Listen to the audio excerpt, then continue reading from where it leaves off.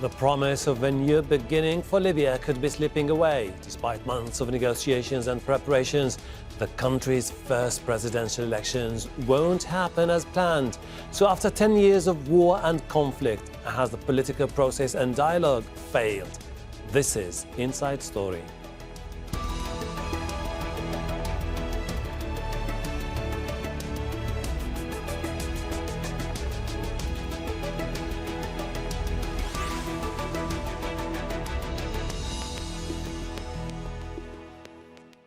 Hello and welcome to the program. I'm Hashem Ahelbarra.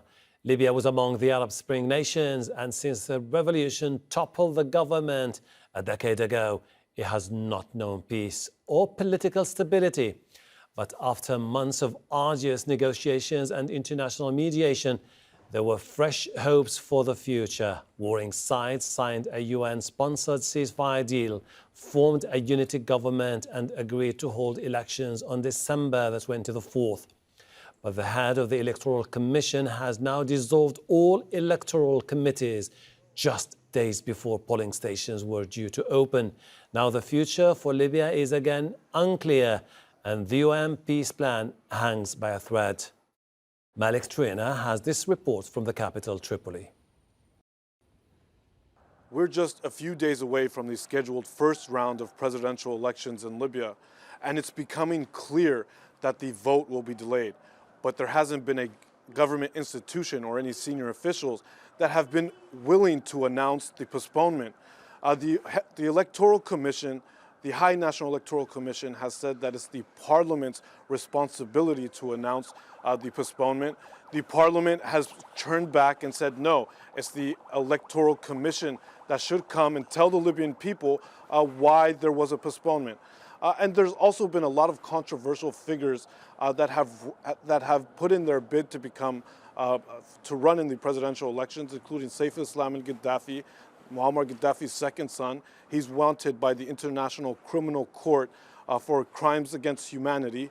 You have Khalifa Haftar in eastern Libya, who's also been accused of war crimes in his failed attempt to capture the capital Tripoli militarily. And you have Prime Minister Abdelhamid Dbeibeh, the current Prime Minister, who, when he took on the position, signed a promissory note that he wasn't going to run for elections. So for now, what's clear is that these elections aren't going to happen, and we're waiting for an official announcement by the Electoral Commission or the Parliament. Malik Trina for Inside Story. We'll bring in our guests in a moment, but first, let's take a look at how we got to this point. Libya has been in turmoil since an uprising toppled Muammar Gaddafi in October 2011. In the years after that, different political groups backed by international powers competed mostly through violence to gain control. In 2015, the Government of National Accord, the GNA, was formed based in Tripoli in the west, and with backing from the United Nations, it was meant to serve as an interim government and lead Libya out of its turmoil. But the following year, the Tobruk-based administration in the east, backed by the warlord Khalifa Haftar, voted against approving the GNA, and cooperation between both ends of Libya broke down. Since then, there have been years of war and attempts by Haftar to take control of the capital by force. Finally, and after months of UN-backed negotiations, the two sides agreed on a ceasefire in March and formed a unity government pending elections this month. Let's bring in our guest. Joining us from Paris is Mustafa Fetouri, a journalist who is specialist in Libya politics. From London, Gomati, General Director of Libya-based think tank Sadeq Institute. From Kuwait, Yasmine Hasnaoui, an expert in North Africa affairs and board member with the Institute of Saharan Studies, Andalous. Thank you for joining us. Mustafa, the general feeling was that basically 24th of December was going to be the culmination of a mammoth task that started years ago that would have paved the way for presidential elections. And that was going to be the moment when people were going to say, violence and instability is over. That is not happening anymore. Well, first of all, Hashem, thank you for having me. You are right, it's not happening anymore. And even if a last minute dash is dreamt of somehow by the local actors or international actors, in this case, it would be quite difficult logistically speaking, as well as legally. The Election Commission has failed so far to publish the final list of the contestants of the presidential election, as well as it was deemed, it was required by law to give them some time to campaign, something like 2 weeks' time to campaign for the elections, and that time never been granted, as well as the permission to do so, to do the campaigning, has never been given by the commission. So there is no election 24th of December, that's for sure. Anas, the commission, the election commission, had dissolved all the local committees. The decision to delay the election, was it purely a domestic issue? Do you think international intervention plays a role here?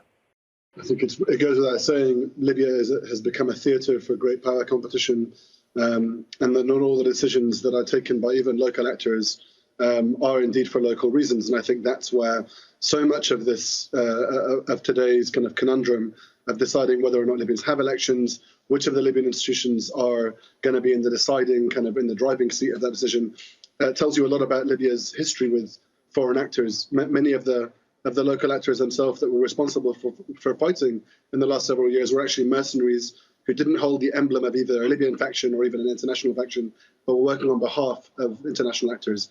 That's just a symptom of the wider kind of interference in this process. And what comes to the root of this is that the actual sequence of events since January 2020, since the Berlin process that decided there was going to be an end to the conflict and the beginning of a new chapter, so much international interference has taken place. The local actors, as you rightly mentioned, the Electoral Commission has dissolved its local committees, but it's just the crisp or the crest of the tide. I mean, it's really not of the wave. It's not really the deeper endemic symptoms of what's been going on for several weeks. Many of the factors come to measure by the new actors that have emerged, like Saif al-Islam and Gaddafi, who is disruptive to the kind of settlement that many international actors have been trying to preside over, a two-horse race, not a three-horse race. The actual Supreme Court has been mute for several, not months, but years, in fact, and has now been reshaped and reassembled and brought to fore. But if it comes out and gives a determination on the candidates, it has to give a determination on the process. There are so many shaky and faulty foundations to this election that we can't just label it just to the, or put the responsibility at the Electoral Commission. Yasmine, should we be concerned about what's next for Libya? Well, actually, first of all, anyone who has been following the Libyan conflict can easily pinpoint, perceive, and say that would question the very possibility of conducting fair and transparent elections. And this is due, first of all, to several divisive figures. The candidacies of Eastern Military Chief Haftar and Saif Gaddafi, both accused of war positions from rival camps. So there is, and also because of the lack of agreement over the powers of the next government, which have posed a series of obstacles. So I think that in terms of on the ground, there is in terms of the situation of the ground, there are many Libyan citizens themselves who won the elections. They won the vote. They did not want the vote on a specific date. These people did not sign up on a specific date. So I think that I would call it a technical delay of the election is not something that will cause significant tension at the level of the population, as it might cause, however, tension and maneuvering at the level of the not only the political class but also the armed groups. So the fight is now over the electoral process for whoever controls what happens next. So I think that whatever has been done by the UN representative Stephanie needs to continue, but I would put it really as a technical delay. Mustafa, was it a major failure of the legal institutions of Libya They said to some candidates, you won't be able to run for the presidential elections because you don't meet the standards or you have pending legal issues. And then they were reinstated. And then we boiled down to meeting the deadline of December 24th. Something terribly wrong happened.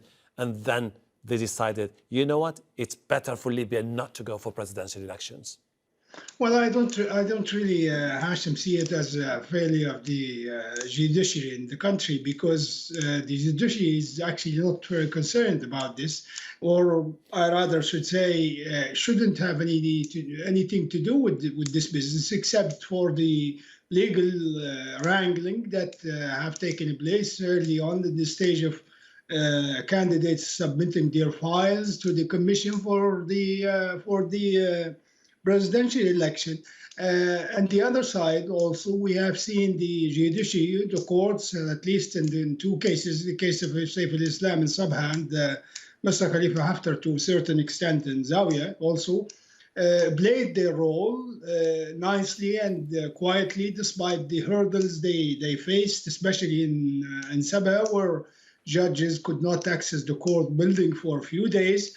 But they did finally, and they decided what should be done. I mean, they decided that legally speaking, which is their role, Saif al-Islam or Mr. Gaddafi does not, Mr. Haftar does not have any problems in running for the courts. If they have some kind of legal problems, I don't think those judges, who gave them the green light would have hesitated to give them the red light. So the judiciary should be out of this. And the other side, on the other hand, it's not the job of the judiciary of the country to decide politically if this candidate is a divisive figure or not, or can he actually govern the country if he wins the election. It's not their business. What is happening now, they try to, the different local political actors, they are trying to blame the judiciary, whereby default was, in my thinking, is shared between the election commission as well as the parliament, who passed some laws that have been criticized as flawed. Okay, Anas. Yes, the UN said it was crucial for Libya to have presidential elections. Yes, the international community said it was paramount for stability in the country. But when you end up having three key players, Dbeiba, Haftar, and Saif al-Islam al-Qaddafi, people were pretty much concerned that the winner most likely was just going to further tear apart Libya. So it's better not to have elections than to have elections with the divisive figures. Well, I certainly think those divisive figures, as you've rightly mentioned, bring the prospect, two of them certainly, because they are military figures or military figures who use tribes, Saif al-Islam al-Gaddafi and Khalifa Haftar. They certainly bring the prospect of more war, not more peace. And to go back to what your other guest, Mustafa Fetouri, was saying about the court is not there to decide whether or not they're politically acceptable. The court is there to decide whether they're politically acceptable and whether or not they're criminals or not. And in both cases, in fact, in all three cases, there's good evidence to suggest that all of them have committed various crimes of different natures. Saif al-Islam has been found guilty in absentia, I think, or 2015, for his role in 2011. Khalifa Haftar has left Libya covered in crime scene tape over the last several years. I mean, there are still mass graves that are being uncovered. I don't think anyone is under the illusion that he was not responsible for it. His own forces have been sharing those things on Facebook and on social media for years. And Dbeiba also has financial questions around his role in the LPDF in the beginning of the year, but also how he amassed and his clan amassed billions over several years. But the real question today is whether, and also the second part is that the Parliament hasn't passed a law. The HOR hasn't passed a law. The chief speaker of the law of the Parliament, Ahelbarra Salah, an ally of Khalifa Haftar, he passed his own law without going through Parliament. So when we come to the idea of not only who these candidates are and their divisive nature, it's not just that. These are conditions conducive to peace. They're not conditions, in fact, conducive to democracy. You have no constitutional basis in a country with a legacy for strongmen who never leave power and use violence to stay in power. The second aspect is that they're presiding over a divided state, which is entirely absurd, because you could elect someone to be your president, but it doesn't preside over a subservient state. It doesn't preside over a military that is going to accept their command and their orders. This is military factions that decide which side they want to obey, and not the state that they want to obey. So it also makes no sense from a state building perspective, and especially not given in January 2020, they began a state building process that was supposed to culminate with elections, not begin with elections. The real question I have today is not are elections being delayed or postponed for political expedience or to have candidates, wrong candidates, divisive or less divisive. It's what kind of state do you want to bring in? Is this going to usher in this process today, or in 2 weeks, or in 2 years, or even 2 decades? Would it usher in a democracy? Would it allow Libyans to fulfill their democratic rights, or would it rob them of their democratic right? Because today, it sounds more likely that they would be robbed of their democratic right. Yasmine, the international community was hoping to have presidential elections that would bring about someone that would ultimately unify Libya. When you look at the profiles of the 3 candidates, it seems very much clear no one will be able to unify a Libya that has been divided for quite some time. Well, actually, since November 2020, when the decision was made to have the elections on, on December 24th, the initial plan was to hold the presidential and parliamentary election on the same day. But we're talking about the international community over the last year, that they have become something, I would put it as a holy grail. The international focus on these elections in a way that was quite striking, as there was very little discussion, very little thought on what would Libya look like post-elections. They did not mention these people. I mean, from a European perspective, it has been very interesting to see how the Europeans have been, I would say, battling for relevance since after Haftar failed the Tripoli offensive. And we have seen also, of course, the French and the Italian coming together.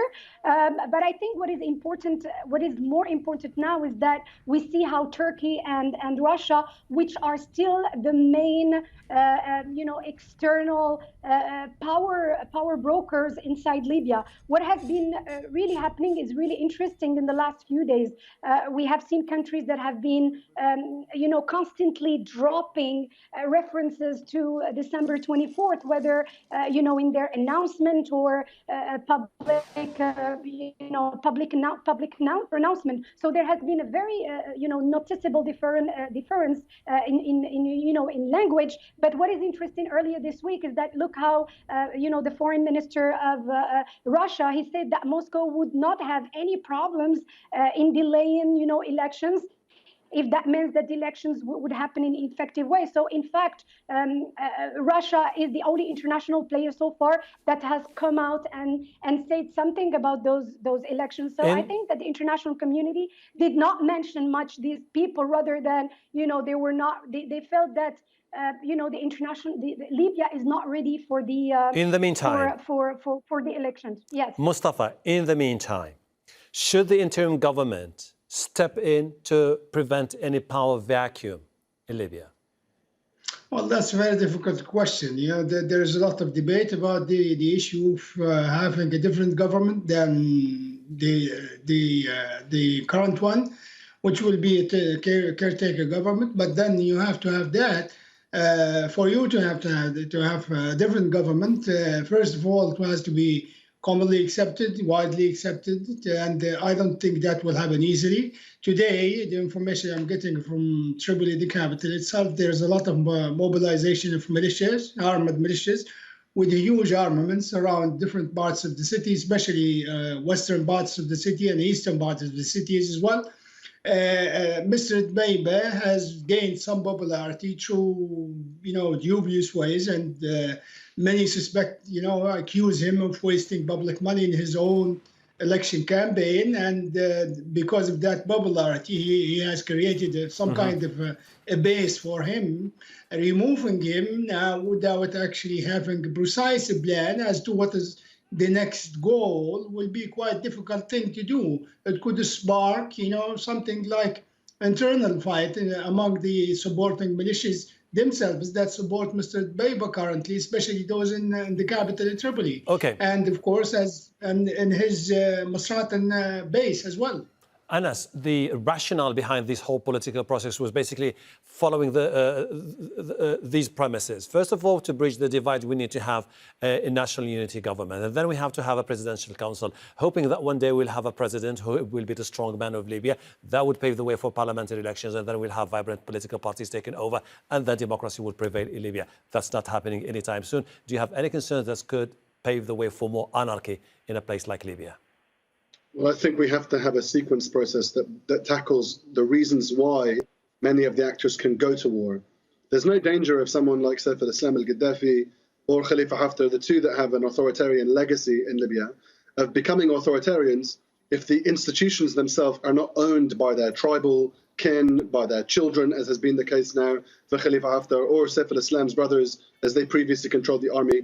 If you have an institution that is neutral, then you're okay. And that's what really needs to happen. It's not about Libyans themselves wanting to go to war with each other. It's the capacity to bring war because foreign states are backing you. In the case of many of the actors, Saif al-Islam, today it's Russia.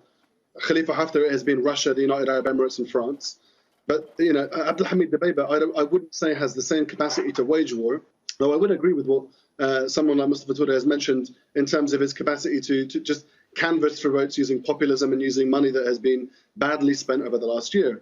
But all of those things aside are just distractions. The real root cause here is that the militia formations themselves are not going to be unified if we have a political unity government or a combination of three, or a little bit of east, a little bit of west, a little bit of south. It doesn't work that way. The reality on the ground is that if those two military factions that came to an agreement in October 2020 to stop fighting under the UN, but have not bridged the divide to unify under a subservient state, then Libya is going to have another war, irrespective of whether you have elections today, tomorrow, or in a day.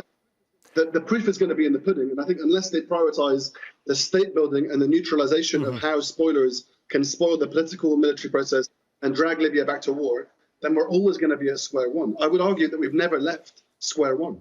Yasmine, in the meantime, waiting for the authorities to come back again and say we'll have elections scheduled for January, February, or March. Do you think that the militias, the foreign troops, the mercenaries, the warlords, tribesmen, those who have benefited from the chaos in Libya will use this for more political leverage? Of course they will, but business as usual is not longer an option. I mean, it will be very delusional to believe that a smooth transition to democracy through transparent and fair elections is possible while these people, these thousands of foreign forces and mercenaries are still roaming the country. So that's why we're speaking about it. If it is a technical delay, be it. As long as there are these thousands of foreign mercenaries, I think that the situation will stay the same. So only when foreign mercenaries and forces are compelled to leave can Libya regain its sovereignty and hope to recover from its debilitating decade-long war. So besides the disastrous consequences that this scenario would have on the well-being and livelihood of Libya, people on the viability of Libya as an independent and sovereign state, I think prolonging the conflict will provide the ground for the Islamic State and other terrorist groups in the region. In less than a minute, Mustafa, do you think that the divide that we've been talking about for quite some time, East-West, is now becoming more of a divide between East, where you have Haftar, West, where you have internationally recognized government, South, where you have Gaddafi loyalists? Well, I'm not sure, but the division is always there, and the point of the possibility that somebody as a president could unify the country, that will never happen in the short time, or even in 10 years' time. The country is deeply divided because of politics mainly, and because of the foreign interference, of course, from foreign powers. Whether is there going to be a rush to war, for example, or something like this? I don't think there will be. There is no momentum, and nobody's interested in the war now. But that does not mean it is not an option on the table right now. And as I said, mobilization is quite high in Tripoli today. Thank you, Mustafa. And any spark could end it. Yes, thank you. Quite interesting to look into the different elements of the Libyan puzzle. Mustafa Fetouri, Anas Al-Gomati, Yasmine Hasnaoui, I really appreciate your insight. Thank you too for watching. You can see the program again anytime by visiting our website, aljazeera.com, for further discussion. Go to our Facebook page. That's facebook.com/AJ Inside Story. You can also join the conversation on Twitter. Our handle is @AJ Inside Story. For me, Hashem Ahelbarra, and the entire team here in Doha. Bye for now.